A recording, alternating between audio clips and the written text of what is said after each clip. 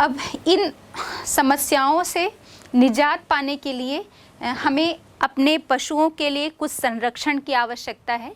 तो आइए हम देखते हैं कि किस प्रकार से हम अपने पशु संसाधन का संरक्षण कर सकते हैं। तो ये 4 पॉइंट हैं प्रमुख रूप से। हम चारागाह की व्यवस्था, उचित व्यवस्था करें। इनके नस्ल में सुधार के लिए नस्ल सुधार कार्यक्रम चलाएं। इनकी उचित देखभाल की आवश्यकता है और इन्हें बीमारियों से बचाने की उचित व्यवस्था जो है वो की जाए। तो देखते हैं हम कि हमने अभी बात की थी कि चारागाह भूमि जो है वो हमारे देश में तीसरे महत्व के स्थान पर आता है। तो हमें इसे थोड़ा सा बढ़ाया जाना चाहिए ताकि भूमि पर पशुओं का जो बढ़ता दबाव है वो कम हो, और जो सभी पशुओं को हम एक साथ चराने के लिए छोड़ देते हैं तो उनकी संख्या के हिसाब से उन्हें उस भूमि पर चारा जो है वो उपलब्ध हो पाए। तो चारागाह की उचित व्यवस्था करने की हमें आवश्यकता है ताकि हमारे देश के जो पशु हैं उन सभी को उचित चारा मिले और उनकी नस्ल में सुधार हो, वो थोड़ा हिस्ट पुष्ट बलवान बने और उनसे अधिक मात्रा में दूध और मांस की जो है वो प्राप्ति हो, क्योंकि उन्हें उचित पोषण मिलेगा। दूसरा है नस्ल सुधार कार्यक्रम। हम अपने देश में पशुओं के नस्ल के सुधार के लिए कुछ कार्यक्रम चला सकते हैं। इसके लिए नस्ल सुधार कार्यक्रम के अंतर्गत हम देखेंगे जो देश में पशुपालन का कार्य किया जाता है उसमें वैज्ञानिक रीति को हमें अपनाना चाहिए। वैज्ञानिक रीति से पशुपालन किया जाना चाहिए और जितनी भी अलग अलग नस्ल के जो पशु होते हैं उन्हें उन सभी नस्ल की पशुओं को हमें एक साथ चराने के लिए नहीं छोड़ना चाहिए। साथ ही साथ हम देखते हैं कि पशुओं की नस्ल में सुधारने के लिए हमारे देश में कुल 150 सांड केंद्र जो हैं वो स्थापित किए गए हैं और यहाँ से हर वर्ष 10 लाख सांडों को नस्ल सुधार के लिए अलग अलग क्षेत्रों में भेजा जाता है। देश में हम देख रहे हैं कि पशुओं की संख्या बहुत अधिक है, इसलिए यहाँ पर प्रजनन और नस्ल सुधार के लिए ये कार्यक्रम जो चलाया जाता है, इसके अतिरिक्त भी हम कुछ और उपाय कर सकते हैं। जैसे कि जो कृत्रिम गर्भाधान केंद्र है उनका निर्माण किया जाए, जहां हम उत्तम कोटि के सांड के साथ उनका दुधारू गायों का जो है नस्ल में हम सुधार कर पाएँ। दूसरा हम देख सकते हैं कि जो फार्म से सांड आते हैं उनको एक ही साथ रखा जाए। और तीसरा जो हमारा उपाय जो हम कर सकते हैं ये है कि जो बढ़िया नस्ल के वाले पशु हैं उन ऐसे पशुओं को जो विदेश में अच्छी किस्म के मिलते हैं उन्हें विदेशों से हम आयात भी कर सकते हैं। तीसरा हमारा पॉइंट है उचित देखभाल। हमें हमारे यहाँ जो पशु संसाधन हैं उन्हें उचित देखभाल की आवश्यकता है। हमने भी कहा कि पशुपालन का कार्य जो है वो वैज्ञानिक रीति से किया जाए। इनके लिए पौष्टिक आहार जो है वो उपलब्ध कराया जाए। जहाँ पर इन्हें रखा जाता है इन्हें उस स्थान को बहुत ही साफ सुथरा रखा जाए। इन्हें पीने के लिए ताज़ा जल या साफ जल जो है वो उपलब्ध कराया जाए और साथ ही साथ पर्याप्त चारे की व्यवस्था हो। इन सभी उपायों को करके हम इनकी देखभाल के माध्यम से इनकी नस्ल में सुधार कर सकते हैं। नेक्स्ट है आपका बीमारियों से बचाव। बीमारियों से बचाव के लिए भी हमने बात की थी कि विशेषकर हम बारिश के मौसम में जो देखते थे कि गाय की पैरों में, पशुओं की जो पैर हैं खुर में और मुंह में विशेषकर जो संक्रामक बीमारियां फैलती हैं जिनसे सभी पशुओं को खतरा होता है। तो इस प्रकार से हम एक क्षेत्र में कम पशुओं का पालन करें, कम पशुओं को वहाँ पर रखा जाए और साफ सफाई की हम जब उचित व्यवस्था रखेंगे और उनकी उचित देखभाल करेंगे तो हम उन संक्रामक बीमारियों से उनको बचा सकते हैं। साथ ही साथ जब किसी एक पशु में ये बीमारी पकड़ में आ जाती है तो हम उन्हें अन्य पशुओं से अलग रखकर उसकी उचित जो है चिकित्सा व्यवस्था करें, जिससे उस बीमारी को हम जल्दी से जल्दी ठीक कर लें और अन्य पशुओं में भी वो बीमारी जो है वो फैल ना पाए। तो इन सभी संरक्षण माध्यमों को अपनाकर हम अपने देश में पशु संसाधन का संरक्षण करके इनकी नस्ल में जो है सुधार कर सकते हैं, इनकी कार्य क्षमता को बढ़ा सकते हैं और इन्हें अपने कृषि में, कृषि के क्षेत्र में कहें या हर क्षेत्र में हम इन्हें इनकी जो भागीदारिता है उसको बहुत एक अच्छी व्यवस्था के रूप में अपना सकते हैं। बच्चों, अब हम बात करते हैं वन संसाधन के विषय में। वन संसाधन हमारे लिए कितना महत्वपूर्ण है, यदि हम प्राचीन धर्म ग्रंथों में जाएं या प्राचीन आदि काल से ही यदि हम मनुष्यों की जो स्थिति थी तब से लेकर वर्तमान समय तक बात करें तो हम देखते हैं कि हमारे जीवन के लिए वन संसाधन कितना महत्वपूर्ण है।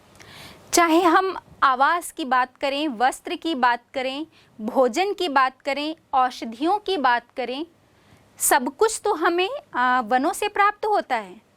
हम जलवायु की भी बात करते हैं तो जलवायु में भी हम देखते हैं वनों से ही मेघ बन रहे हैं और मेघ से बारिश हो रही है और बारिश से हम अपनी कृषि का कार्य कर रहे हैं और अन्न प्राप्त कर रहे हैं, अपने खाद्यान्न की आपूर्ति कर रहे हैं। हमने आज तक जो अपना इतना अधिक विकास कर लिया है, जिसे हम कहते हैं कि हम आज विकसित अर्थव्यवस्था के रूप में हैं, तो ये अर्थव्यवस्था भी, विकसित अर्थव्यवस्था का जो स्थान है वो हमने कैसे प्राप्त किया? इन वनों के ही माध्यम से। इन वनों से ही हमें उद्योगों के लिए कच्चा माल प्राप्त हो रहा है, हमें जीवन तो आधार ये प्रदान कर ही रहे हैं, रहने के लिए एक छत तो दे ही रहे हैं और जीने के लिए भोजन की आपूर्ति कर रहे हैं। और हम ये कहते हैं वनों पर ही डिपेंड है बादलों का बनना, बहुत महत्वपूर्ण भूमिका इनकी होती है। तो बारिश भी, पीने के लिए पानी भी हमें इससे ही मिल रहा है और साथ ही साथ हमारी विकसित अर्थव्यवस्था की जो नींव जिसे हम औद्योगिकरण कह रहे हैं, तो ये उद्योगों का जो कच्चा माल है ये भी हमें इन्हीं वन से प्राप्त हो रहा है। तो आप अंदाज़ा लगा सकते हैं कि जीवन की शुरुआत से लेकर हम जितना भी आगे बढ़ जाएं तो हम पूरी तरह से इन वनों पर ही डिपेंड हैं, इस वन संसाधन पर ही डिपेंड है। और इसीलिए तो प्राचीन समय में किसी ने कहा है कि वन जो है वो मनुष्यों का पालना है। ये तो एकदम सत्य बात है कि ये हमारे पालने के रूप में है। अब हम बात करते हैं कि जो भारत देश है हमारा, ये पूरी वन संसाधनों के दृष्टिकोण से बहुत ही धनी है। चाहे हम अपने हिमालय पर्वतीय क्षेत्र की बात करें, पूर्वी और पश्चिमी तटीय क्षेत्रों की बात करें, हर क्षेत्र में हम देखते हैं कि जो वन है उसकी विविध अलग अलग प्रकार की वैरायटियां, अलग अलग किस्मों के जो वन हैं हमें मिलते हैं। हम बात करते हैं इनके प्रकारों पर कि कौन कौन से प्रकार हमें भारत देश में मिलते हैं। तो पहला हम देखते हैं उष्णकटिबंधीय सदापर्णी वन। बच्चों, नाम से ही स्पष्ट है, उष्णकटिबंधीय सदापर्णी वन, जो जिस क्षेत्र में बहुत अधिक बारिश भी हो रही है, अच्छी वर्षा होती है, तापमान भी अच्छा है और जिन क्षेत्रों के जो वृक्ष हैं, जिन स्थानों के जो वृक्ष हैं, इस जलवायु के कारण सदा हरे भरे होते हैं, कभी भी अपनी पत्तियां नीचे नहीं गिराते, तो हम इन्हें उष्णकटिबंधीय सदापर्णी वन कहते हैं। अब ये कहाँ पर मिलते हैं? तो जब हम विश्व में देखें तब हम अपने विश्व में जो विषुवत रेखीय वन है, जहाँ पर सूर्य का प्रकाश एकदम लंबवत होता है, वर्ष भर सीधे पड़ता है, बहुत अधिक बारिश होती है, तापमान तो अधिक होता ही है, इसलिए बारिश भी बहुत अधिक होती है और इतने घने वन मिलते हैं कि वहाँ पर आपका प्रवेश कर पाना बहुत मुश्किल होता है, दुर्गम होता है। तो कुछ कुछ जो ये उष्णकटिबंधीय सदापर्णी वन है, उसकी जो किस्म है ये विषुवत रेखीय वनों से मिलती जुलती है। हालांकि ये उतना घना वनाच्छादन नहीं होता, लेकिन हाँ, हम ये कह सकते हैं कि बहुत ही घना वनाच्छादन होता है। तो हम देखते हैं कि ऐसे क्षेत्र जहाँ पर पर्याप्त वर्षा हो रही है, पर्याप्त वर्षा मतलब लगभग 200 सेंटीमीटर और इससे अधिक, और इन क्षेत्रों में जो वृक्षों की ऊंचाई होती है अत्यधिक वर्षा के कारण लगभग 50 मीटर और उससे भी कहीं कहीं पर हमें अधिक देखने को मिलती है। जब हम सदापर्णी वनों की बात करेंगे तो ये सदापर्णी वन हमें उन्हीं क्षेत्रों में मिलते हैं जहाँ पर 200 सेंटीमीटर से अधिक वर्षा होती है। हमारे भारत में ये आपके पश्चिमी तटीय प्रदेश, पश्चिमी घाट के जो पश्चिम ढाल है, जब हम पश्चिमी घाट के पश्चिमी ढाल की बात करते हैं तो हमें पता है कि जो पश्चिमी ढाल है उधर वर्षा अधिक होती है और जो पूर्वी ढाल वाला जो क्षेत्र है वो वृष्टि छाया क्षेत्र में आ जाता है, इसीलिए हम कह रहे हैं पश्चिमी घाट का पश्चिमी ढाल। इसके साथ ही साथ हमारा जो पूरा उत्तर पूर्वी पर्वतीय प्रदेश है, जहाँ पर पूर्वोत्तर राज्य की जब हम बात करते हैं उन क्षेत्रों में, और हमारे अंडमान निकोबार द्वीप समूह, इन सभी क्षेत्रों में हमें उष्णकटिबंधीय सदापर्णी वन मिलते हैं। ये यहाँ की जो वनस्पतियाँ हैं वो बहुत अधिक विविधता और अधिकता वाली होती हैं। विविधता और अधिकता इनकी प्रमुख विशेषता होती है, मतलब यहाँ पर अलग अलग किस्म की वनस्पतियाँ मिलेंगी और बहुत ज़्यादा सघन वनस्पतियाँ मिलती हैं। यहाँ की जो वनस्पति मिलती है वो काले रंग की और बहुत कठोर होती है। यहाँ पर हम देखेंगे सदापर्णी वन है तो लताओं और झाड़ियों के कारण ये वन जो है वो दुर्गम होता है, मतलब यहाँ पर आसानी से प्रवेश नहीं किया जा सकता, और इसी कारण यहाँ पर किस्में बहुत अधिक हैं, लेकिन उसकी अपेक्षा उसका जो उतना अधिक उपयोग है वो यहाँ पर नहीं हो पाता। जब हम मुख्य वनों की बात करें तो देखते हैं रबड़ है, महोगनी है, एबोनी है, ताड़ है, आबनूस है और बांस यहाँ के प्रमुख वृक्ष हैं। यहाँ की जो लकड़ियाँ हैं वो प्रमुख रूप से उपयोगी, इनका जो उपयोग किया जाता है वो पेटियाँ बनाने के लिए, पैकिंग करने के लिए और प्लाईवुड बनाने में इनका प्रमुख रूप से प्रयोग किया जाता है। हाँ, चूँकि हमने बात की थी कि ये जो वनस्पति क्षेत्र होते हैं ये भूमध्य रेखीय वन क्षेत्र की ही भांति होती हैं, लेकिन उनकी तुलना में ये कम घने होते हैं और वृक्षों की ऊंचाई भी अपेक्षाकृत उससे कम होती है। तो हमने देखा जहाँ कहीं भी अधिक वर्षा के क्षेत्र हैं हमारे, लगभग 200 सेंटीमीटर से अधिक वर्षा वाले क्षेत्र, वहाँ पर ये सदापर्णी वन मिलते हैं। लेकिन जहाँ पर भी बारिश की मात्रा कम होती जाती है तो वहाँ पर हमें अर्ध सदाबहार वन हम कह सकते हैं, ये क्षेत्र हमें मिलता है। अब दूसरा देखते हैं मानसूनी वन। मानसूनी वन जो है वो भारत के विशिष्ट वन हम कह सकते हैं, और इसका जो विस्तार है वो लगभग पूरे भारत में हमें फैला हुआ मिलता है। ये लगभग 75 सेंटीमीटर जिन क्षेत्रों में वर्षा होती है, 75 सेंटीमीटर से लेकर 200 सेंटीमीटर तक के वर्षा वाले क्षेत्रों में हमें मानसूनी वन मिलते हैं। ये जो वन होते हैं वे विशेष रूप से, चूँकि हम मानसूनी कह रहे हैं तो मानसून मतलब मौसम के अनुसार, जब शुष्क मौसम होता है, जब बारिश नहीं होती है, तो उस विशेष मौसम में ये जो पत्तियाँ, ये जो वृक्ष हैं वो अपनी पत्तियों को पहले ही गिरा देते हैं, और इसीलिए हम इन्हें उष्णकटिबंधीय पर्णपाती वन भी कहते हैं। आर्थिक दृष्टि से जब हम बात करते हैं तो यह वन हमारे लिए बहुत उपयोगी होते हैं। यहाँ पर बहुत अच्छी किस्म की के वृक्ष पाए जाते हैं जिनकी लकड़ियाँ जो हैं वो काफ़ी उपयोग में लाई जाती हैं, और चूँकि उपयोगी इसलिए भी हैं कि ये उष्णकटिबंधीय सदापर्णी वन की भांति ये जो क्षेत्र है वो दुर्गम नहीं होते या बहुत अधिक सघन नहीं होते। इन वनों में हम आसानी से प्रवेश कर सकते हैं और इनके जो वन उत्पाद हैं उनका भी उपयोग किया जा सकता है। इसके दो प्रकार हमें मिलते हैं मानसूनी वन के। पहला है आर्द्र पर्णपाती मानसूनी वन और दूसरा है शुष्क पर्णपाती मानसूनी वन। जब हम आर्द्र मानसूनी वन कह रहे हैं मतलब वहाँ पर की जलवायु हमें आर्द्र मिल रही है।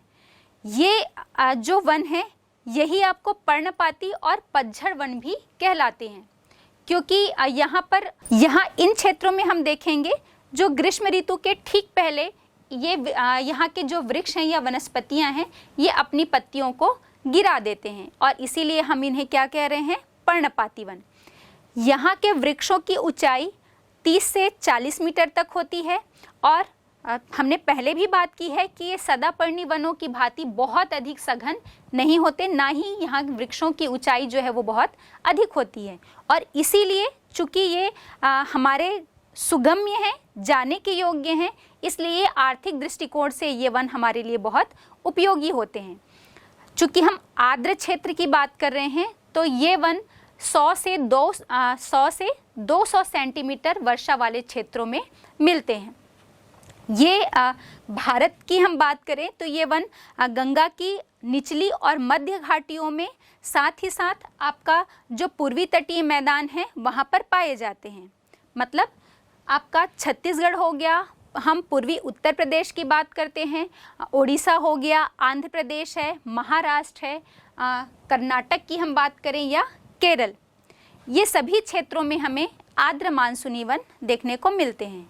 यहाँ के जो प्रमुख वृक्ष जो हैं साल, सागौन है, आंवला है, नीम, आम और चंदन यहाँ पर विशेष रूप से मिलते हैं। और साथ ही साथ अन्य वृक्ष में हम देखें या वनस्पतियों में तो गुलर है, जामुन है, रीठा है, बेर, पलास, ये सभी हमें मिलते हैं। सागौन लकड़ी से तो हम सभी परिचित हैं क्योंकि ये फर्नीचर बनाने के लिए बहुत ही उपयोगी होती है और चंदन की लकड़ी भी हमें पता है क्योंकि ये बहुत ही सुगंधित होती है। तो ये जो क्षेत्र होते हैं ये आर्थिक दृष्टिकोण से बहुत ही उपयोगी हैं।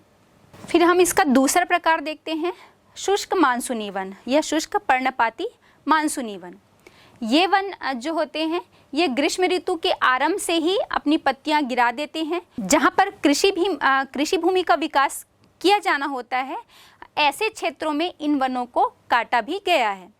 ये वन हम यहाँ पर वर्षा की बात करें तो लगभग 50 से 100 सेंटीमीटर वर्षा वाले क्षेत्रों में इस प्रकार के वन हमें मिलते हैं। ऐसे वन हम आर्द्र मानसूनी वन की जब बात कर रहे थे तो ये हमें पूर्वी क्षेत्र में, तो जहाँ पर भी आपको आर्द्र मानसूनी वन मिलते हैं उसके पश्चिमी भाग में या पश्चिम की ओर ये वन जो है वो पाए जाते हैं। क्योंकि हम देखते हैं यहाँ वर्षा की मात्रा जो है वो पूर्व से पश्चिम की ओर कम होती जाती है। पूर्व से पश्चिम की ओर कहाँ पर कम होगी, जब हम पूर्वी तटीय क्षेत्र की बात करेंगे, और जब हम पश्चिमी तटीय क्षेत्र की बात कर रहे हैं तो हम देखते हैं कि यहाँ पर पश्चिम से पूर्व की तरफ जो है वो वर्षा की मात्रा कम होती जाती है। जब पश्चिमी घाट या पश्चिमी तटीय भाग को देखते हैं तो इसका पश्चिमी भाग जो है वहाँ पर बहुत अधिक वर्षा होती है और जैसे ही हम इसके पूर्वी ढाल के सहारे जाते हैं तो देखते हैं वर्षा की मात्रा जो है वो क्रमशः कम हो जाती है क्योंकि यहाँ पर वृष्टि छाया क्षेत्र होता है। ये जो वन है ये आपके पंजाब, हरियाणा, पूर्वी राजस्थान, दक्षिणी उत्तर प्रदेश की हम बात करें या आपका पश्चिमी मध्य प्रदेश, महाराष्ट्र, कर्नाटक और गुजरात, इन क्षेत्रों में देखने को मिलते हैं।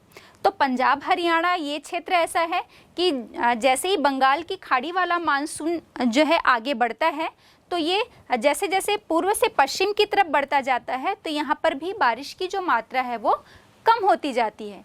इसीलिए ये जो शुष्क पर्णपाती वन है ये हमें इन क्षेत्रों में देखने को मिलते हैं। यहाँ के जो प्रमुख वृक्ष की हम बात करें तो यहाँ पर आम, जामुन, महुआ है, शीशम जो है वो प्रमुख वृक्ष है और अन्य वृक्ष में भी हम देखते हैं रीठा है, बेर, खजूर और अमलता और नीम प्रमुख रूप से पाए जाते हैं। फिर तीसरा वर्गीकरण हम देखते हैं मरुस्थलीय वन। नाम से ही स्पष्ट हो रहा है ये भारत के उन क्षेत्रों में हमें मिलेंगे जहाँ मरुस्थल होगा, जहाँ बारिश की मात्रा बहुत कम होगी। और इससे भी आप बहुत अच्छी तरह परिचित हैं कि हमारे भारत में मरुस्थल कहाँ पर है, विशाल थार का मरुस्थल हमारे राजस्थान में। या हम ये कह सकते हैं इस टाइप की जो वनस्पति है जहाँ पर बहुत ही कम बारिश, लगभग 50 सेंटीमीटर से भी कम वर्षा वाले क्षेत्रों में हमें ये इस प्रकार का जो वन है वो मिलता है। क्योंकि इस टाइप के जो वन होते हैं, यहाँ पर हम देखेंगे कि वर्षा की कमी हो जाती है। इसलिए यहाँ पर वर्षा की कमी के कारण जो वहाँ के वृक्ष हैं वो पत्तियाँ, वहाँ पर हमें पत्तियाँ जो है वो बहुत कम मिलेंगी और छोटी मिलेंगी और साथ ही साथ कांटेदार भी होती हैं। ये हमें प्रमुख रूप से पंजाब, राजस्थान, मध्य प्रदेश और ये तीनों ही जो क्षेत्र हैं, प्रमुख रूप से राजस्थान का हम देखेंगे तो राजस्थान का भी पश्चिमी हिस्सा और पंजाब के जो ऐसे हिस्से और गुजरात के ऐसे हिस्से जहाँ पर 50 सेंटीमीटर से कम वर्षा हो रही है, उन क्षेत्रों में हमें ये मरुस्थलीय वन जो है वो देखने को मिलते हैं। इसमें प्रमुख वृक्ष हैं आपके बबूल, नागफनी, रामबास या खेजड़ा, खैर, खजूर, ये जो हैं प्रमुख वृक्ष हैं और इनका प्रयोग ईंधन की लकड़ी के रूप में प्रमुख रूप से किया जाता है। और खजूर को हम देखते हैं कि खजूर से गुड़ बनाया जाता है।